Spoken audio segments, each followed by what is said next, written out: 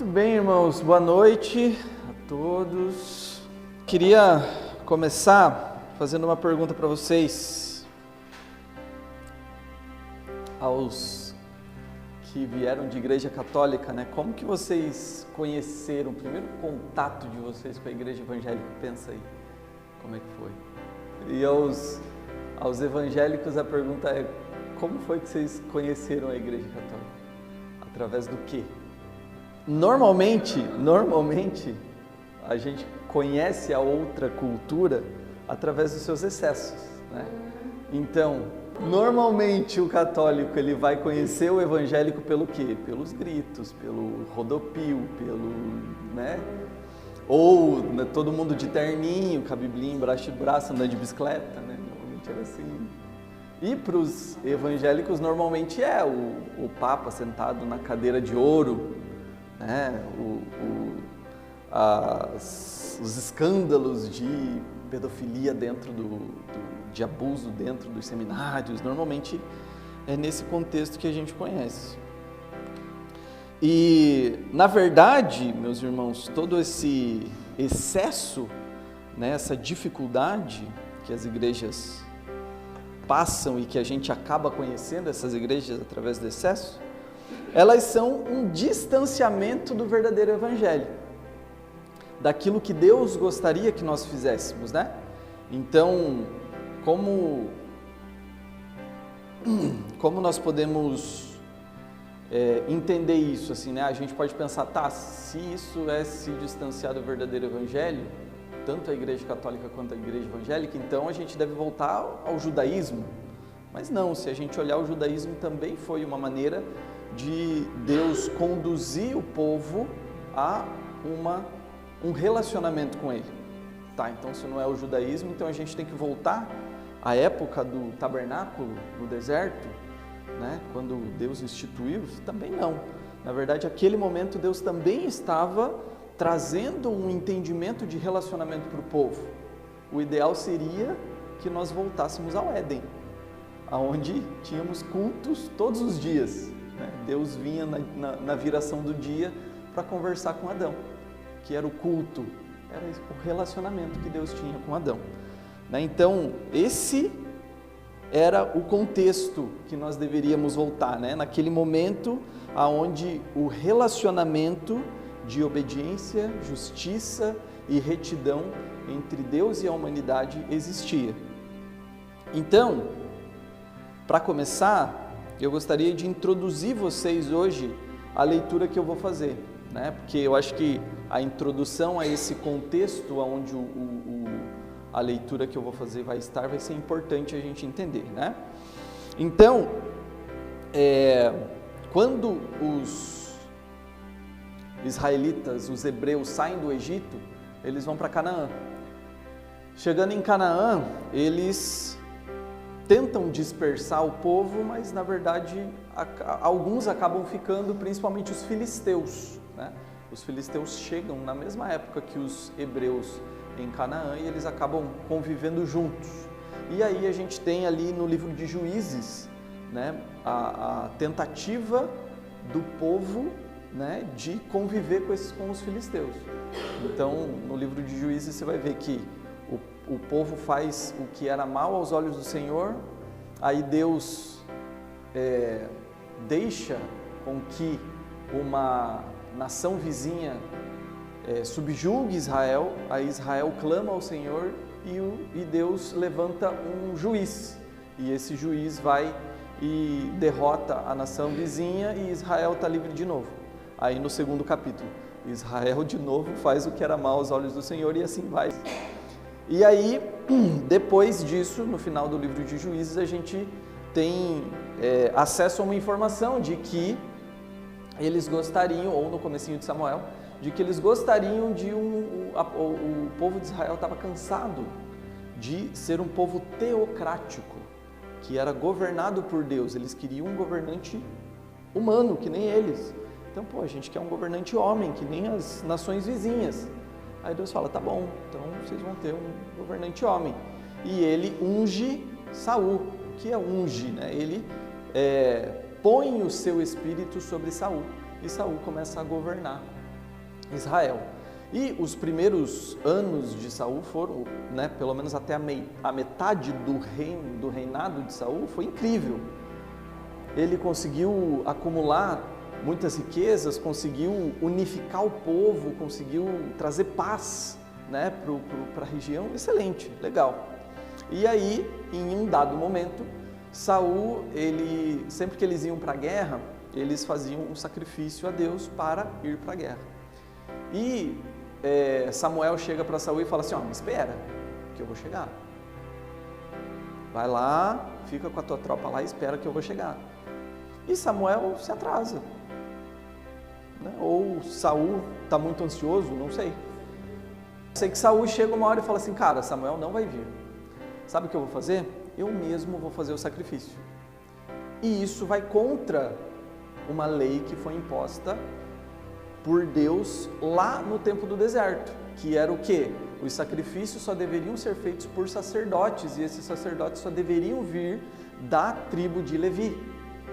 E ele não era da tribo de Levi, e ele era um rei. Então aqui a gente pode até fazer um comparativo de que nesse momento Saul estava sendo até um anticristo, querendo estar no lugar de Cristo, sendo rei e sacerdote, né? Então ele faz esse movimento e Deus olha para ele e fala assim: por causa disso eu vou tirar meu espírito de você. E aí então ele tira o espírito de Saul e dali em diante começa uma derrocada do reinado de Saul até ele morrer. E em contrapartida, paralelo a essa derrocada do reinado de Saul, Deus unge outro para rei, que é Davi. Unge ele ainda adolescente ali e tal. E aí quando Davi começa a crescer e o povo começa a entender que Davi também, né, foi ungido pelo Senhor rei, ungido rei pelo Senhor, o povo começa a rolar um desconforto no povo e uma separação já, uma polarização. Alguns gostavam de Saul, alguns gostavam de Davi, mas o povo ainda estava unificado. Beleza. Tem o reinado de Davi, um reinado tranquilo, né? Sem nenhuma coisa errada que Davi fez. E aí então nasce Salomão, né? E Salomão, depois que Davi morre, Salomão ascende ao trono. E uma coisa que Deus fala para todos os reis, ele chega para Saul e fala: se você caminhar, né, se você andar sobre os meus preceitos, caminhar sobre os meus caminhos, o reino vai continuar sob suas mãos. Ele chega para Davi e fala a mesma coisa: se você caminhar nos meus caminhos, andar sobre os meus preceitos, o reino a coroa vai continuar na sua família. Apesar de Davi ter feito muita coisa errada, Davi, ele tinha o coração segundo o coração de Deus. Ele se arrependia, ele se voltava para Deus, ele orava para Deus, coisa que Saul não fez, né? E aí então ele fala a mesma coisa para Salomão: Salomão, se você andar nos meus caminhos, você vai, a coroa vai continuar sob a dinastia de Davi. E aí num dado momento, Salomão, muito rico, começa a, por amor, casar com várias mulheres. Mentira. Ele começa a casar com várias mulheres de vários reinos para fazer aliança com vários reinos, porque politicamente isso é muito inteligente. Então ele teve aí 300 esposas, fora e 700 concubinas, né? Aí o que acontece? Salomão, ele casa com essas mulheres, e o que essas mulheres de outras nacionalidades, de outras culturas, o que elas trazem? A cultura delas. E ele começa a prestar cultos, a se amoldar à religião dessas outras esposas. E ele começa a cometer o pecado da idolatria. E aí então, Deus fala o quê? Por causa desse pecado, eu vou levantar outro rei. E aí então, um profeta chamado Aías chega para um cara chamado Jeroboão. Jeroboão era um oficial muito importante assim de Salomão. O profeta Aías chega para Jeroboão e fala assim: senta aqui, querido. Pega a capa novinha dele, rasga em 12 pedaços, significando as 12 tribos de Israel, e entrega 10 pedaços para Jeroboão. Fala assim: ó, você vai cuidar de 10 das 12 tribos de Israel. Então Deus fala que Jeroboão ia cuidar das 10 tribos de Israel. E ele fala a mesma coisa: se você andar nos meus caminhos, se você obedecer aos meus preceitos, a coroa vai continuar na tua família. Beleza, Salomão fica sabendo da história. O que Salomão faz? Persegue Jeroboão, Jeroboão foge para o Egito. Show! Salomão continua a vida, é tudo vaidade, tudo mais. Morreu Salomão, quem ascende ao trono? O filho dele, chamado Roboão, né? E Roboão então assume o trono, e aí o povo vem até Roboão reclamar para ele. Assim, poxa, Roboão, a gente está muito cansado, porque o teu pai Salomão, ele impôs muita pressão sobre nós, tanto fisicamente de trabalho quanto de imposto. E a gente queria rever isso aí, né? Questão trabalhista, não sei o que, vamos rever essa parada. E aí Roboão fala assim, tá, eu vou pensar. E ele vai conversar com os anciãos. Os anciãos chegam para ele e falam assim, cara, você já tem dinheiro, o reinado está aí, dá uma aliviada, deixa o povo, né, ficar tranquilo e tal. Pode ver, foi conversar com os mais jovens. Os mais jovens olharam para ele e falaram assim, não, o teu dedo mindinho da cintura do teu pai Salomão, o quanto você vai ser, vai cobrar o povo e vai ser carrasco com o povo. Ele olhou assim, eu gostei disso aí. Então ele chega para o povo e ele fala exatamente isso. A cintura do meu pai não dá meu dedo mindinho do quanto eu vou ser carrasco com vocês, do quanto eu vou cobrar vocês. Aí o povo faz o quê? A gente não quer você como rei. Jeroboão descobre que Salomão morreu e volta do Egito. Todas as tribos, menos a tribo da onde Salomão veio, da onde Davi veio, se rebela. Pega Jeroboão e coloca Jeroboão como rei deles. Ali a gente tem um cisma de Israel, onde Israel se divide entre Reino do Norte e Reino do Sul. O Reino do Norte, as 10 tribos, o Reino do Sul, Judá. E aí é nesse contexto, então, que nós vamos fazer a leitura de hoje, ok? Exatamente logo após essa reunião das 10 tribos com Jeroboão, vai aparecer esse trecho aqui. Pessoal, vamos lá então, 1 Reis 12, a gente vai ler no verso 25. Então, Jeroboão fortificou a cidade de Siquém, na região montanhosa de Efraim, e se estabeleceu ali. Mais tarde, fortificou Peniel. Jeroboão pensou, se eu não tiver cuidado, o reino voltará à dinastia de Davi. Quando o povo for a Jerusalém para oferecer sacrifícios no templo do Senhor, voltará a ser leal a Roboão, rei de Judá. Eles me matarão e proclamarão rei deles. Então, seguindo a recomendação de seus conselheiros, o rei fez 2 bezerros de ouro. Disse ao povo, é complicado demais ir a Jerusalém para adorar. Veja, Israel, estes são os deuses que tiraram vocês do Egito. Colocou um dos bezerros em Betel e outro em Dan, nos 2 extremos do seu reino. Isso se tornou um grande pecado, pois o povo viajava até Dan, ao norte, para adorar o ídolo que ficava ali. Jeroboão também construiu santuários idólatras e designou para serem sacerdotes homens do povo, que não eram da tribo sacerdotal de Levi. Instituiu uma festa religiosa em Betel, no 15º dia do 8º mês. Uma imitação da festa celebrada todos os anos em Judá. Ali em Betel, Jeroboão ofereceu sacrifícios aos bezerros que havia feito e designou sacerdotes para os santuários idólatras que havia construído. no 15º dia do 8º mês, data em que ele mesmo tinha definido, ofereceu sacrifícios no altar de Betel. Instituiu desse modo uma festa religiosa para Israel e subiu ao altar para queimar incensos. Amém, meus irmãos? Baixe sua cabeça e feche seus olhos. Quero orar para a gente poder falar sobre essa palavra. Senhor Deus, que o Senhor possa nos conduzir, Pai, nesse momento, a entender mais sobre o Teu caráter, entender mais sobre quem Você é, entender mais sobre como nós devemos Te adorar, sobre como nós devemos Te cultuar, Pai, entender melhor sobre como nós devemos nos portar como igreja, Senhor Jesus. Papai, eu peço que me conduza nesse momento e que sejam aqui as Tuas palavras na minha boca, Pai. Faça essa oração em nome do Senhor Jesus. Amém? Então, meus irmãos, a palavra diz que Deus levantou Jeroboão rei sobre as 10 tribos de Israel, né? Através da profecia de Aías.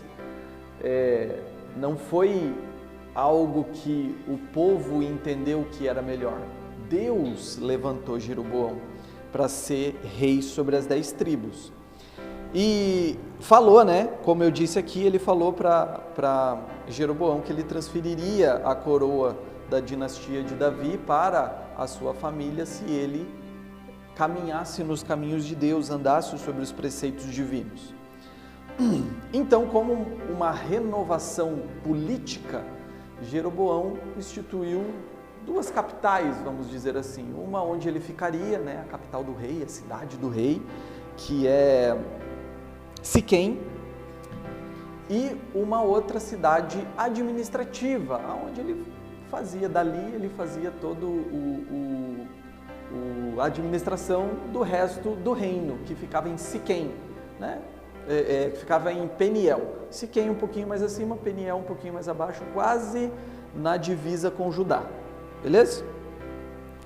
E aí então, né? Por que ele fez isso? Ele fortificou as cidades justamente para que ele tinha medo de ser atacado, né, pelos judaítas, vamos chamar assim, os judaítas, né, os nortistas, separatistas e os judaítas. Fica mais fácil, porque judeu é o que tem hoje, né?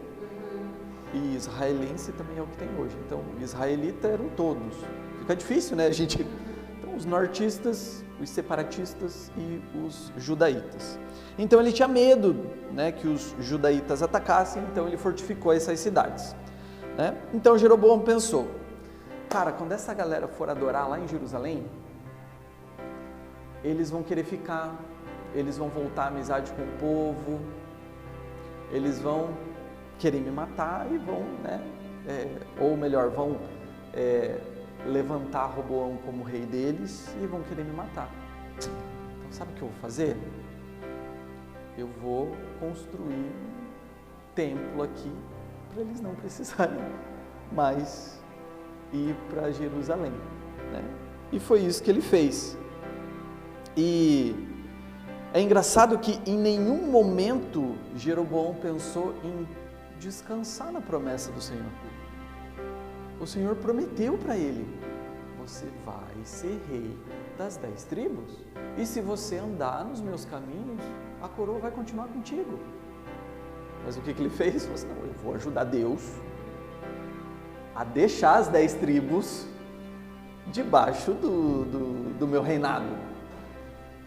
Assim como Abraão e Sara tentaram ajudar Deus a fazer o filho da promessa com a concubina e virou o quê? Os islâmicos. Olha só que beleza. Por causa de uma decisão errada de Sara e Abraão. Está aí os islâmicos hoje. Jeroboão foi a mesma coisa. Através de uma falta de confiança na promessa do Senhor, falta de confiança na soberania do Senhor, Jeroboão pecou e pior, levou o povo a pecar da pior forma possível, né, a idolatria. Então, né, foi assim que Jeroboão conseguiu, né, deixar as 10 tribos dentro do território dele.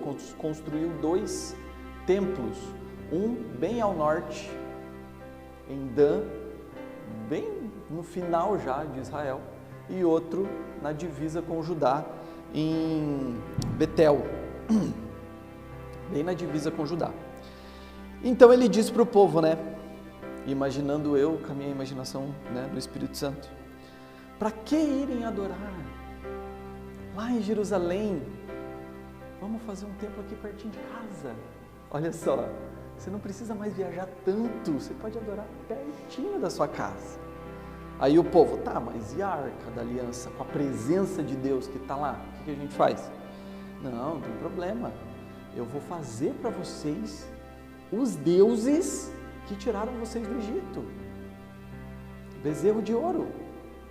Porque, né, quando Moisés subiu no monte para falar com Deus, o que eles fizeram?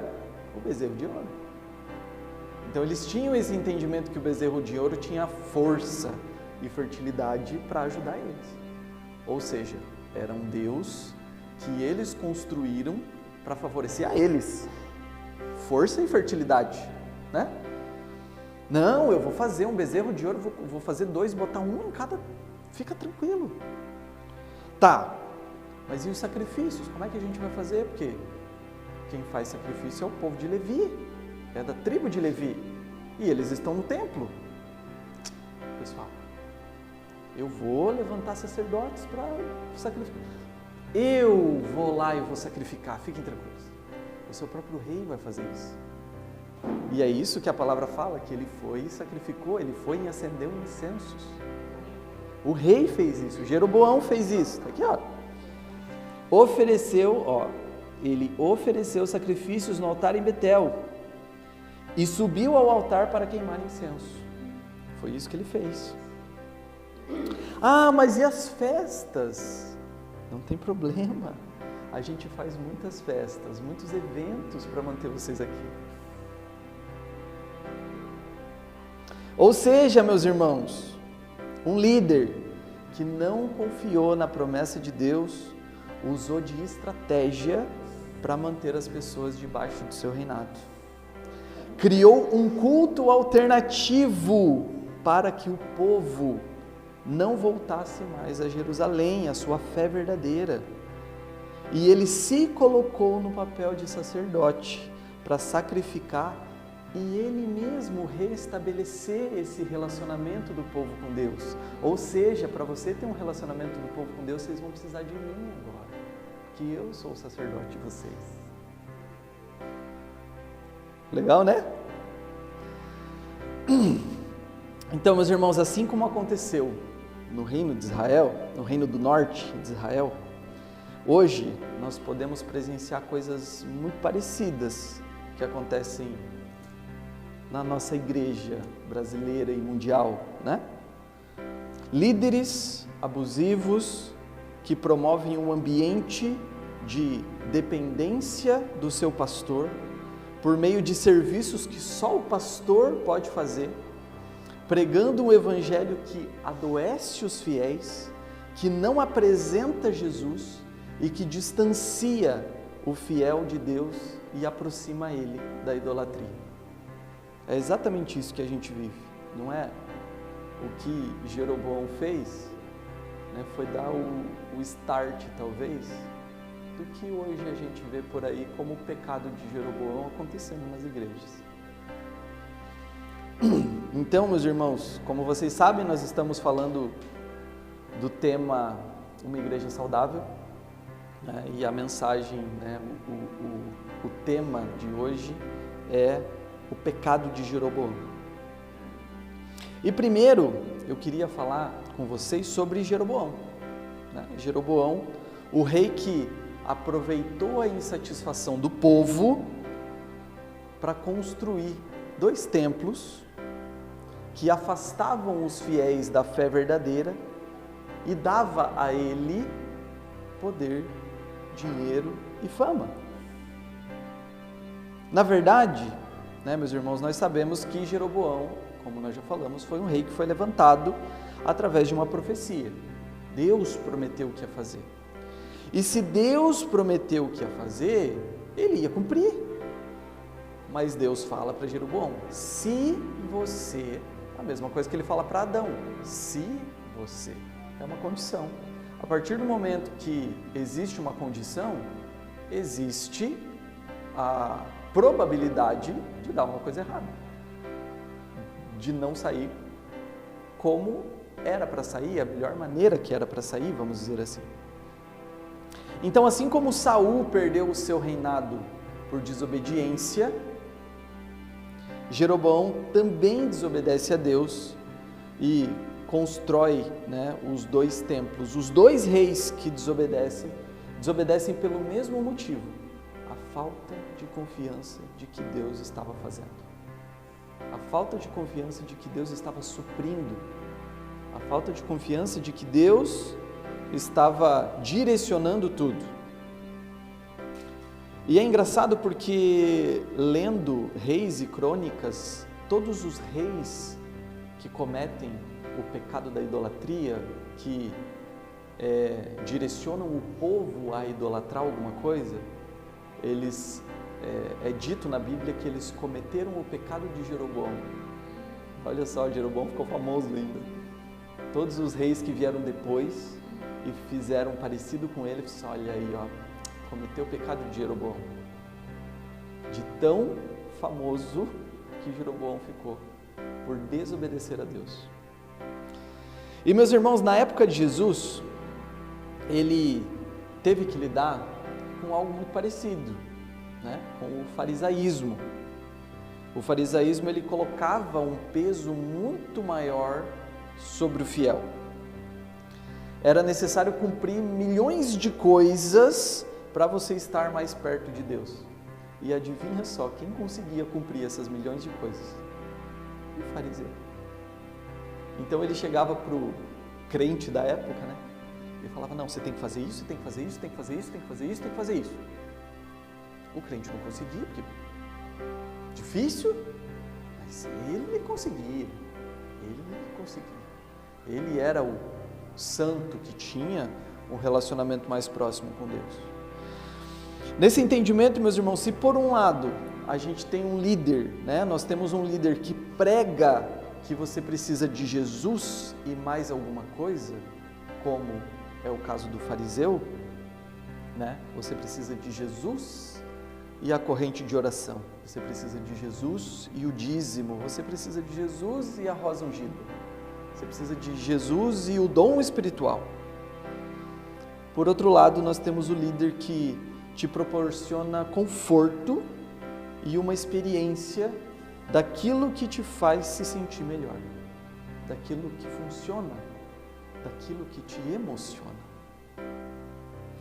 Alguns te prometem dinheiros e bens para que na semana seguinte você volte para alimentar a sua ganância. Alguns te prometem o bem-estar para que na semana seguinte você volte para alimentar a sua carência. Alguns prometem um estilo de vida para que na semana seguinte você volte e alimente o seu ego. É exatamente assim que funciona. O fato é que nas 2 situações, o abusado, o crente, ele tem dificuldade de enxergar que ele está sendo abusado. E o abusador, ele acredita que ele está fazendo a vontade de Deus. Afinal, ele está sendo abençoado. Ele está tendo a oportunidade de comprar o carro do ano, andar de Ferrari por aí. É difícil. Meus irmãos, em segundo lugar, eu gostaria de falar sobre os templos. A vontade de Deus era que existisse somente um templo. Assim como hoje, a vontade de Deus é que existisse somente uma igreja. A igreja católica, mas não a romana do Papa. A igreja católica de universal, a igreja universal, mas não a universal do Edir Macedo, uma igreja mundial, mas não a mundial do Valdemiro Santiago, mas era que existisse a igreja de Jesus e só. Mas Jeroboão, ao assumir o trono do Reino do Norte, ele começa as suas mudanças religiosas proporcionando comodidade para os fiéis. Nós não precisamos mais ir longe para adorar lá em Jerusalém. E outra, a gente não vai ter só um templo, a gente vai ter dois. Para impactar todas as esferas da sociedade. Então, ele não só resolveu o problema da comodidade, da distância de como as pessoas iam ao templo, mas ele também resolveu um outro problema, que era a questão dos fiéis não poderem chegar perto de Deus. Afinal, Deus ficava, tinha o pátio do templo, aí você entrava numa cortininha, numa salinha, tinha o santo, o lugar santo. Então, ali os sacerdotes podiam circular e tinham alguns utensílios sagrados ali, e tinha uma cortininha que entrava para o Santo dos Santos. E aí lá ficava a arca com a Arca da Aliança, com os querubins, e no meio dos querubins a presença de Deus. Você lembra que eu já falei da Arca da Aliança, o propiciatório, isso aí, ficava ali. E o sacerdote só podia entrar uma vez por ano ali, para aspergir sangue no propiciatório. Então Jeroboão fala o quê? Pessoal, vocês querem ver Deus? Eu vou fazer a imagem de Deus para vocês. O Deus que tirou vocês do Egito. Os deuses, que tiraram vocês do Egito. E vocês vão poder vê-lo, vão poder tocá-lo, vocês vão poder adorá-lo com todos os seus sentidos. Olha só, que lindo, né? Qualquer semelhança com igrejas vivas ou mortas é mera coincidência. Hoje nós somos bombardeados com marketing, com propaganda patrocinado de igrejas dizendo o porquê que elas são as melhores igrejas para você e para sua família. Porque elas têm um espaço kids gigante, com um brinquedão onde o seu filho pode se divertir, com conforto, ar-condicionado e diversão. Você tem um amplo estacionamento, aonde traz segurança para o seu carro e conforto na hora de você chegar ao culto. E também, é claro, o nosso ambiente de culto, que proporciona uma ótima experiência de profundidade espiritual, com luzes, fumaça, um ótimo som, um telão de LED, para que você possa adorar com todos os seus sentidos. Mas, irmãos, sobre essa necessidade que o povo tinha e que as igrejas estão oferecendo hoje de você adorar com todos os seus sentidos, sabe o que Deus falou através do profeta Ageu? Gostaria que você abrisse aí a tua Bíblia em Ageu 5. Amós, galera, não é Ageu, é Amós, é um pouquinho antes. Amós 5, 21 e 23. Então, meus irmãos, a gente estava falando sobre essa questão da adoração com todos os sentidos, Você precisa que todos os seus sentidos sejam aguçados para você ter uma experiência melhor de culto. Exatamente, você confunde espiritualidade com uma experiência emocional. E Amós, ele foi um judeu, um judaíta, nasceu em Judá e foi levantado profeta para profetizar contra o reino do norte. E isso aqui, Amós, aconteceu uns 200 anos depois de Jeroboão, que a gente está conversando lá.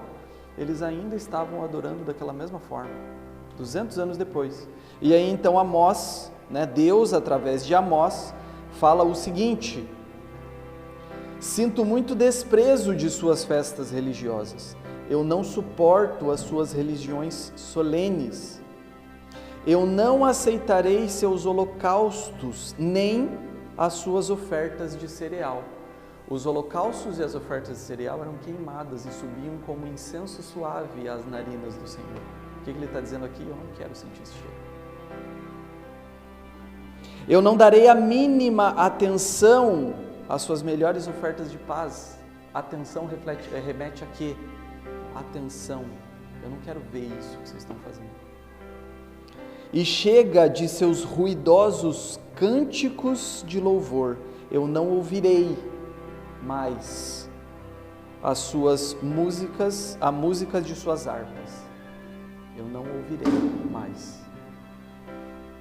Deus está dizendo, meus irmãos, que se os fiéis estão procurando satisfazer os seus sentidos nos cultos, Ele despreza isso com todos os seus sentidos também.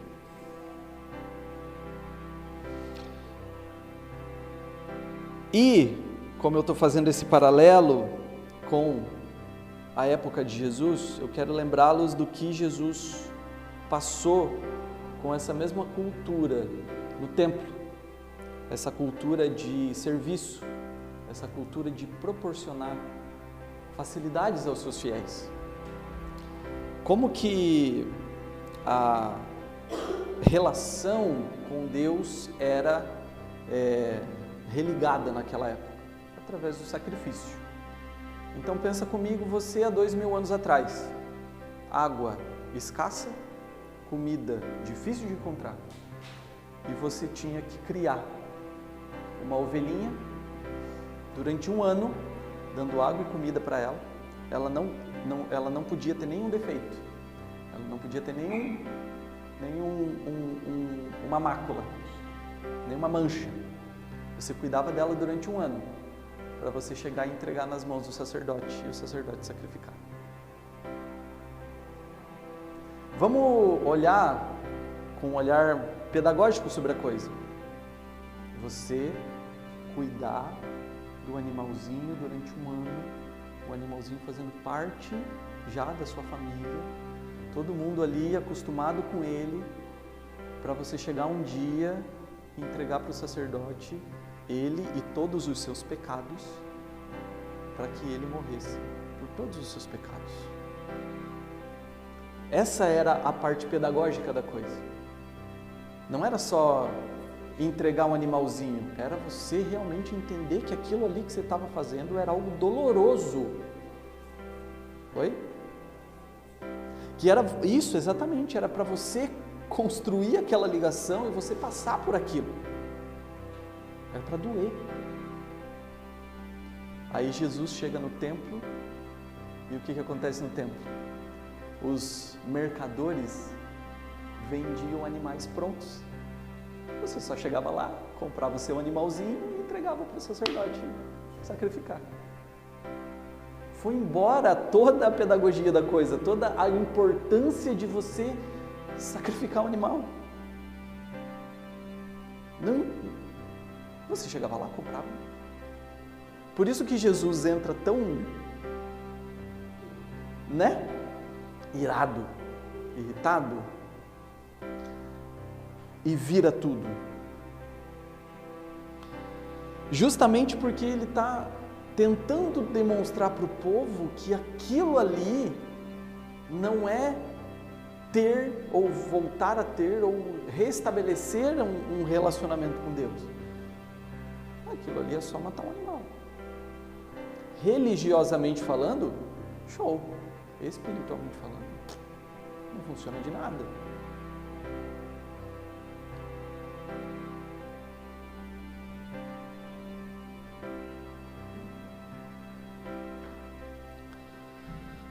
E Jesus ele fica irritado justamente porque os mercadores estavam distanciando os fiéis do real relacionamento com Deus, promovendo comodidade, luxo e uma facilidade na adoração.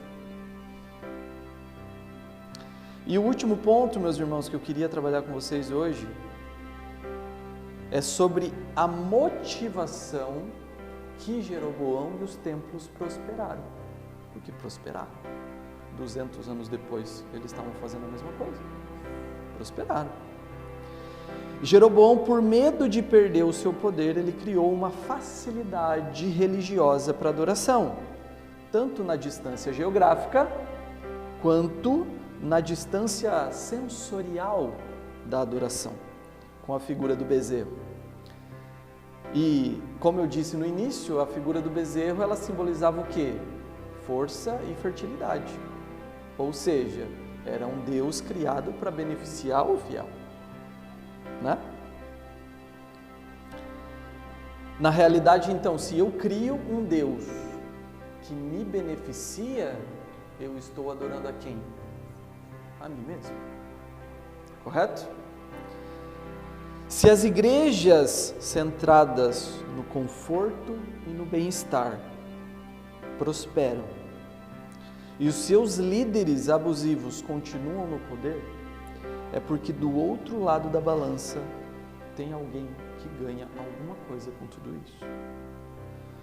O fiel que se idolatra através de frequentar uma igreja badalada, hype. Um fiel que se idolatra através do dinheiro que prometem para ele, e ele faz todas as correntes para receber esse dinheiro. Um fiel que se idolatra através do estilo de vida que o pastor tem e ele almeja. Um fiel que se idolatra através de um evangelho centrado no homem, um evangelho soft, do bem-estar, do bem financeiro e do bem emocional. E isso se torna muito parecido com o que nós lemos lá na carta de Paulo a Timóteo, né? Na segunda carta de Paulo a Timóteo. Vocês não precisam abrir, mas lá no capítulo 4, no verso 3, Paulo vai falar sobre os fiéis que não conseguem mais ouvir a sã doutrina e procuram um evangelho mais gostoso de se ouvir, que dá comichão nos ouvidos, né? Pois virá o tempo em que as pessoas já não escutarão o ensino verdadeiro, seguirão os próprios desejos e buscarão mestres que lhes digam apenas aquilo que agrada os seus ouvidos. Eles rejeitarão a verdade e correrão atrás de mitos.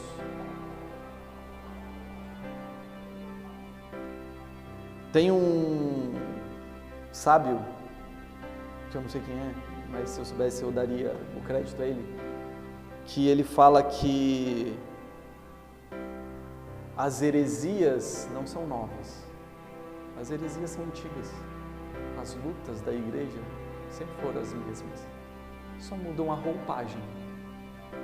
Se na época de Paulo, provavelmente eles não queriam ouvir a sã doutrina porque era muito difícil acreditar num homem que era Deus e homem ao mesmo tempo e que não cometeu nenhum pecado, né?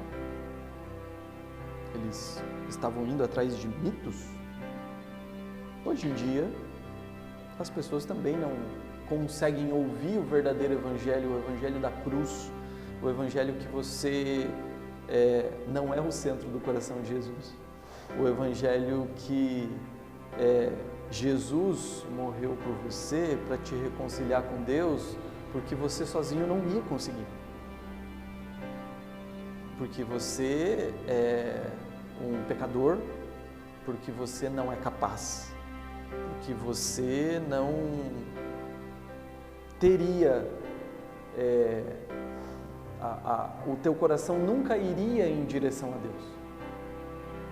Agora, você ouvir que tudo que você olhar, tudo que você tocar, tudo que Deus permitir que você olhe, toque, veja, deseje, é porque Ele quer te dar, aí é fácil.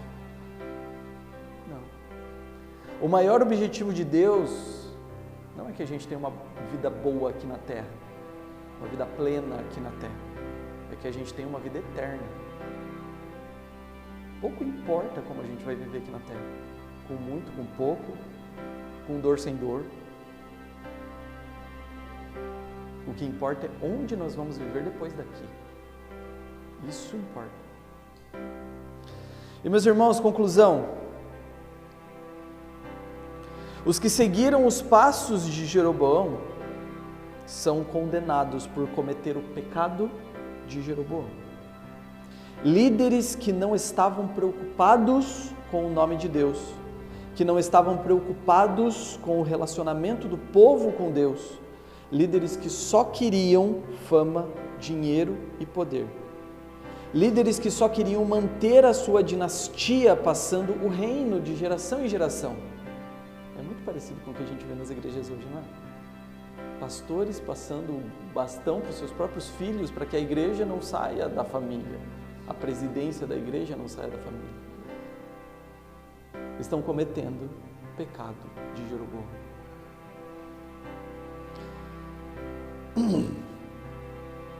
Mas, meus irmãos, antes da gente ir para a aplicação, eu gostaria de lembrar as palavras de Paulo.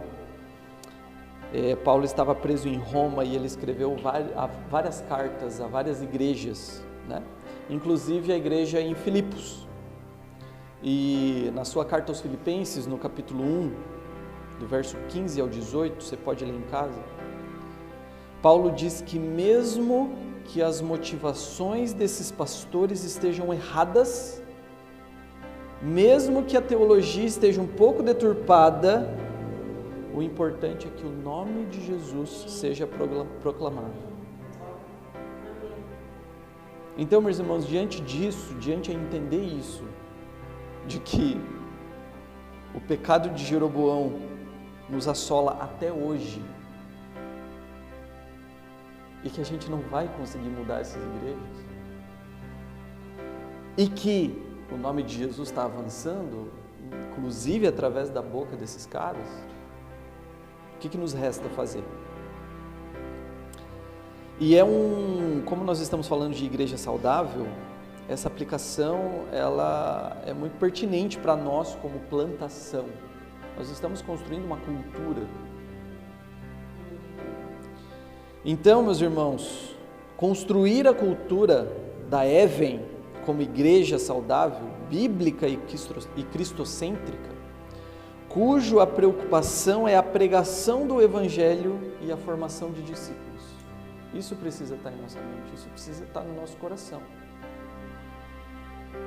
E se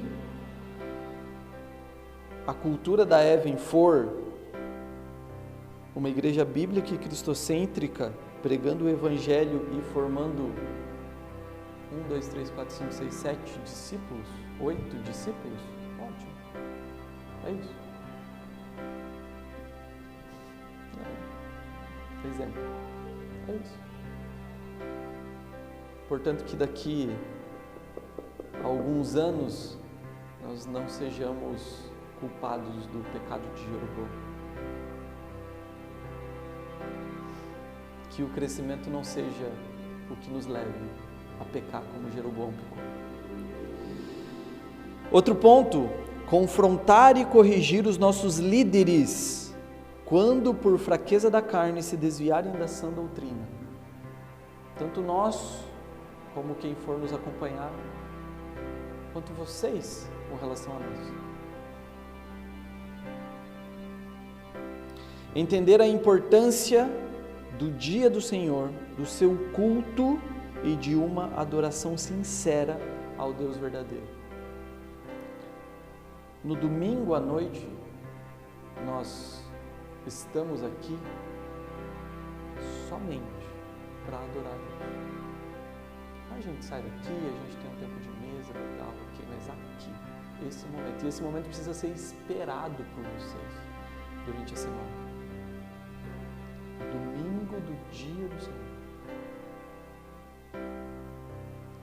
Talvez o ir ao templo para os judeus,